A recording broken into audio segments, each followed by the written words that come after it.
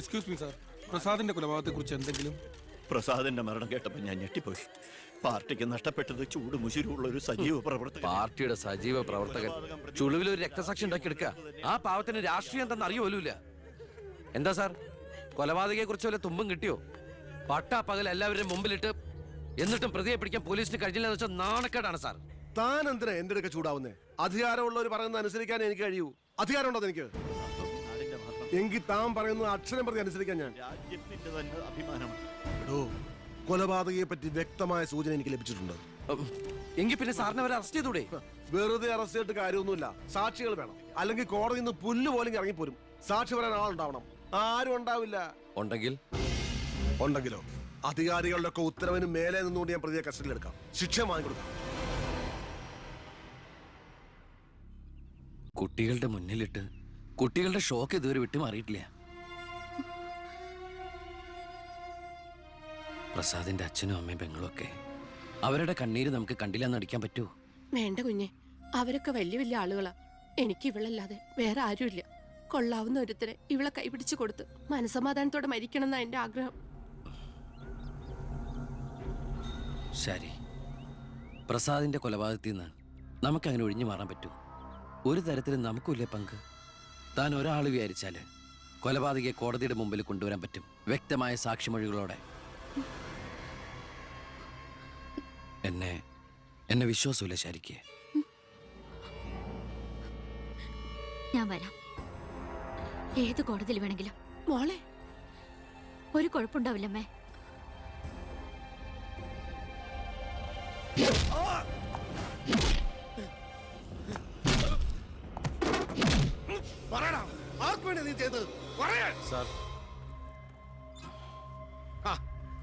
ഇവനാണ് മുഖ്യപ്രതി, വെട്ടൂർ ശിവൻ. ഇതൊരു രാഷ്ട്രീയ കൊലപാതകമായി വളച്ചൊടിച്ചതിന് പിന്നിൽ ആരാണെന്ന് ഇവന് അറിയാം. പക്ഷെ നീ കാരണം എന്റെ പെങ്ങള് പോലീസ് സ്റ്റേഷനായി പോയി. സാർ ഇവിടെ നിൽക്കണോ? അല്ലെങ്കിൽ ഞാൻ നിന്നെ കൊണ്ട് പറയിപ്പിച്ചെന്നെ കേട്ടോ. ഞാൻ നിൽക്കുന്നത് താൻ കാര്യാക്കണ്ട. കൊടുക്കടോ, തന്റെ പെങ്ങളെ കെട്ടായിരുന്നവനല്ലേ ഇവൻ കൊന്നത്. അപ്പൊ പിന്നെ ഞാൻ ഇടിക്കുന്നതിനേക്കാളും പവർ തന്റെ കഴിക്കാം. നോക്കി നിൽക്കാതെ കൊടുക്കണോ?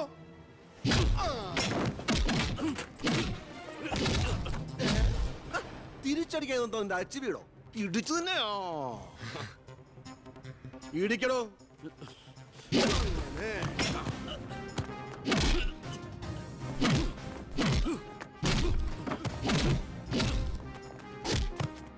എന്താണോ നോക്കി നിൽക്കുന്നേ? ആ ട്യൂബ് മാറ്റിയിടാൻ പറഞ്ഞത് എത്ര ദിവസമായി? പോയി മാറ്റിട്ടോ.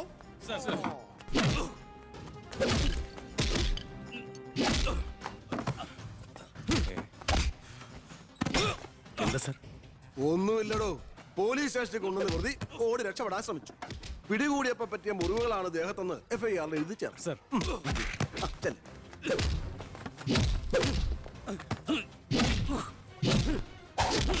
പറയടാ, ആര് പറഞ്ഞിട്ടാണ് നീ ചെയ്തത്? പറയാൻ ആരാടാ നിന്റെയൊക്കെ പിന്നിൽ? ഒരു ചാൻസ് കിട്ടിയെന്ന് വെച്ച് ഓവറാക്കരുത്. അവൻ ചത്തുപോവും. പിന്നെ ലോകം മർദ്ദനം, CAക്ക് സസ്പെൻഷൻ. വെറുതെ എന്തിനാ എന്റെ കഞ്ഞിയില്? തൽക്കാലം ഇവനൊന്ന് റെസ്റ്റ് എടുക്കട്ടെ. എനിക്ക് അവന്റെ മേലെ കുറച്ച് പണിയുണ്ട്. എന്നിട്ട് ഞാൻ അവനെ കൂടെ സത്യം പറയിപ്പിച്ചോളാം. താൻ ചെല്ലേ.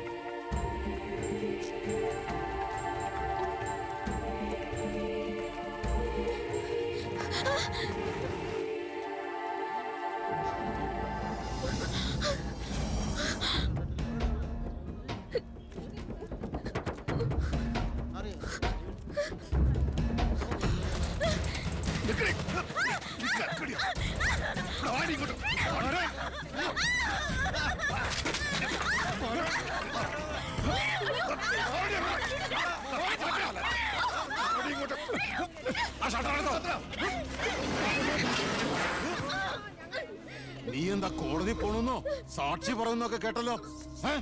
ശരിയാണോടി? നീ കണ്ടതല്ലേ കൺമുമ്പിൽ വെച്ചൊരു പാവത്തിനെ കുത്തി നുറുക്കിയത്. നിനക്ക് ജീവിക്കണമെന്ന് ആഗ്രഹമില്ലേ? നിന്നെ പോലെ ഉള്ളവരാടി ഞങ്ങളെയൊക്കെ വീണ്ടും വീണ്ടും വഴിതെറ്റിക്കുന്ന. പേടിച്ചു പോയോ? ഞാൻ അങ്ങനെയാ, പെട്ടെന്ന് വയലന്റ് ആയി പോകും. മോള് കോടതി പോണം. ഒന്നും കണ്ടിട്ടില്ല, ആരാണെന്ന് അറിയില്ല. അങ്ങനെ സാക്ഷി പറഞ്ഞാ മതി.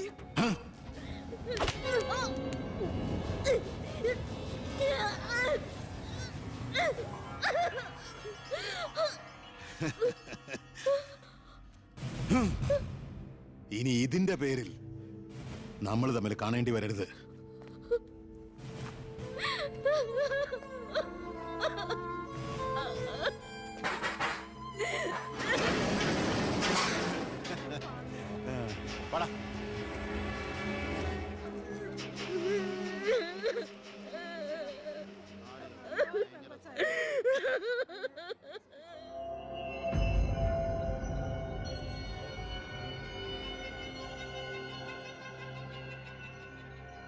രണ്ടുപേരോട് 1000 വട്ടം ഞാൻ പറഞ്ഞതല്ലേ, കല്യാണ പ്രായ പെണ്ണ.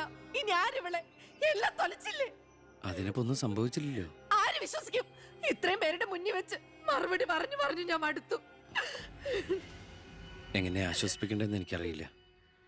ഈ സമയത്ത് പറയുന്നത് ശരിയാണോന്നും അറിയില്ല. ഒരു സഹതാപത്തിന്റെ പുറത്ത് ചോദിക്കുന്നതല്ല. എനിക്കിഷ്ടമാണ് അവളെ. ഞാൻ നോക്കിക്കോളാം, പൊന്നുപോലെ. രാഷ്ട്രീയ കുടുംബമല്ലേ, അവസരത്തിനൊത്ത് പലതും പറയും. നാളെ അത് മാറ്റിയും പറയും. തിരിച്ചറിവില്ലാത്ത പ്രായത്തിൽ നീ കൊടുത്ത കത്ത് മേടിച്ചു എന്ന് പറഞ്ഞ് ആട്ടി പുറത്താക്കിയതല്ലേ ഞങ്ങളെ. ഇപ്പതാ സാക്ഷി പറയാൻ കൊണ്ടുപോയി അവളുടെ ജീവിതവും നശിപ്പിച്ചു. ഇനി എന്ത് വിശ്വസിച്ച അവളെ നിന്റെ കൂടെ അയക്കേണ്ടത്? കൊല്ലൂല്ലെന്ന് എന്താ ഉറപ്പ്? മന്ത്രിയുടെ മോൻ എന്ന പദവിയല്ലാതെ ഇവളെ കൊണ്ടുപോയി പോറ്റാൻ നിനക്ക് വല്ല ജോലി ഉണ്ടോടാ?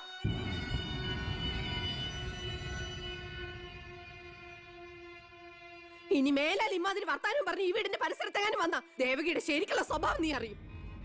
അമ്മേ, നീ ഒന്നും ഉണ്ടായിരടി. ഇറങ്ങി പോകുന്നുണ്ടോ?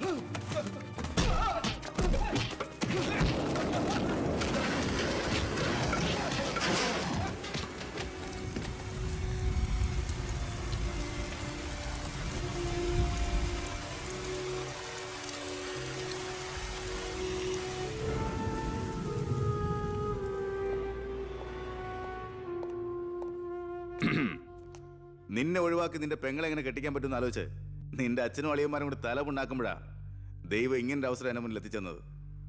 ആദ്യം നിന്നെ സപ്പോർട്ട് ചെയ്യുന്ന CI വിജയനെയും ഗ്രൂപ്പിനെയും ഒരു അന്വേഷണത്തിന്റെ ചുമതല കൊടുത്ത് ഞാൻ സേലത്തേക്ക് അയച്ചു. ഇനി ഇവിടെ വെച്ച് നിൽക്കിട്ട് തന്നാലും കൊന്നാലും ചോദിക്കാൻ ആരുമില്ല. പക്ഷെ എന്ത് ചെയ്യാൻ പറ്റും? നീ എന്റെ അളിയനാകാൻ പോലെ. ഒരേ ഒരു അളിയൻ. ഒരു പ്രതിയെ പിടിച്ചാൽ 24 മണിക്കൂറിനകം കോടതിയിൽ ഹാജരാക്കണമെന്ന നിയമം. പക്ഷെ നിന്റെ കാര്യത്തിൽ ഞാൻ പറയുന്ന റൂൾസ്. ആ എന്തായാലും എന്റെ കല്യാണം കഴിയുന്നവരെ അളിയൻ ഈ മുക്കയും ക്യാമ്പിൽ തന്നെ കിടന്നു, എന്റെ ഈ കല്യാണക്കുറിയും വായിച്ചോണ്ട്. എന്നാ പിന്നെ കല്യാണത്തിന് ശേഷം തറവാട്ടി നമുക്ക് കാണാം. വരട്ടടാ അളിയ.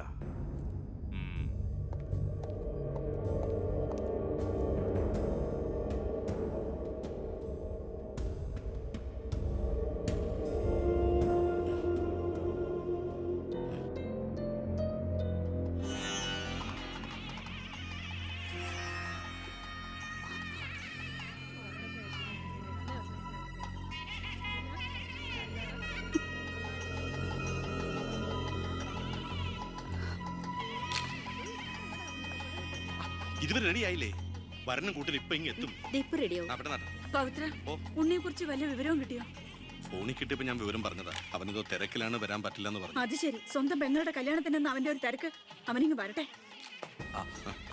പബ്ലിക് വല്ല അടിച്ചു കയറുന്ന ഓഡിറ്റോറിയം ഇപ്പൊ തന്നെ ഫുൾ. അതൊക്കെ ഞാൻ നോക്കിക്കോളാം, വേറെ കുഴപ്പമൊന്നുമില്ലല്ലേ. മകളെ എല്ലാം റെഡിയാ?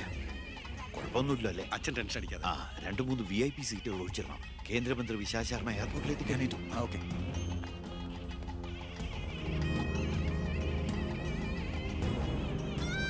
മോളെ,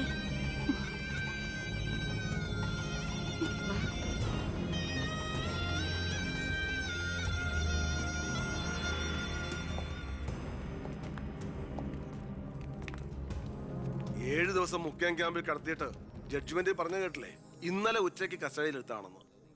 എന്തായാലും FIR ശിക്ഷ ഇളവ് കിട്ടാനുള്ള ചാർജേ ഉള്ളൂ. നിന്നെ ഒഴിവാക്കി നിന്റെ പെങ്ങളുടെ കല്യാണം നടത്താനുള്ള തന്ത്രമായിരുന്നു അതിന് പിന്നിൽ. അത് വെറും കല്യാണമായിരുന്നില്ല. കേന്ദ്രം ഭരിക്കുന്നവരടക്കം കേരളത്തിലെ സകല മന്ത്രിമാരുണ്ടായിരുന്നു. ആരുണ്ടായാലും എന്താ, ഒരേ ഒരു മകനെ ജയിലിൽ അടച്ചിട്ടല്ലേ.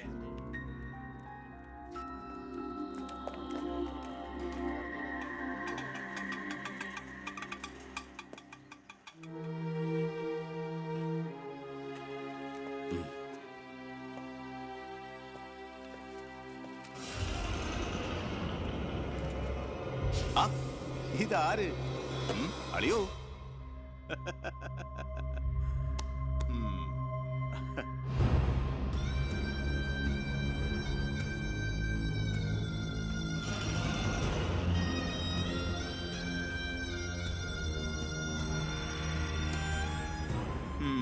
ഒരു ദൂരയാത്ര കഴിഞ്ഞ് വരുന്ന ലക്ഷണമുണ്ടല്ലോ. അളിയൻ ഇത്ര ദിവസം എവിടെയായിരുന്നു? നീ ഇങ്ങനെ നോക്കി നിൽക്കുന്ന അളിയനെ പോയി ഒരു ചൂട് ചായ എടുത്തോണ്ട് വാ. ചെല്ല്. എന്തിനാ ഇപ്പൊ അങ്ങോട്ട് വന്നത്? കാണണ്ട നിന്നെ എനിക്ക്. വീട്ടിലൊരു നല്ല കാര്യം നടക്കുമ്പോ നാട് നന്നാക്കാൻ നടക്കുന്നു. മന്ത്രിയായി നിന്റെ അച്ഛനൊക്കെ തിരക്കുണ്ടോടാ നിനക്ക്? ഞാനില്ലായിരുന്നെങ്കിൽ എന്താമേ, ഇവിടുത്തെ കാര്യങ്ങളൊക്കെ ഭംഗിയായിട്ട് നടത്താൻ എല്ലാരും ഉണ്ടല്ലോ. എത്തിയോ വിമതൻ? വിമതൻ. ചെറുപ്പകാലത്ത് ആവേശമായിരുന്നു എനിക്ക് എൻ്റെ അച്ഛൻ. മനസ്സുകൊണ്ട് രാഷ്ട്രീയ ഗുരുവെ കണ്ടിട്ടാ ഞാൻ രാഷ്ട്രീയത്തിലേക്ക് ഇറങ്ങിയത്. പക്ഷേ അടുത്തറിഞ്ഞപ്പോ തെറ്റുകളിൽ നിന്നും തെറ്റുകളിലേക്കാണല്ലോ അച്ഛൻ പോയിക്കൊണ്ടിരിക്കുന്നത്. എന്റെ കൂടെപ്പുറപ്പിനെ മനസ്സിലാക്കിയില്ലല്ലോ. വളരെ വിഷമമുണ്ട്, സഹതാപമുണ്ട്.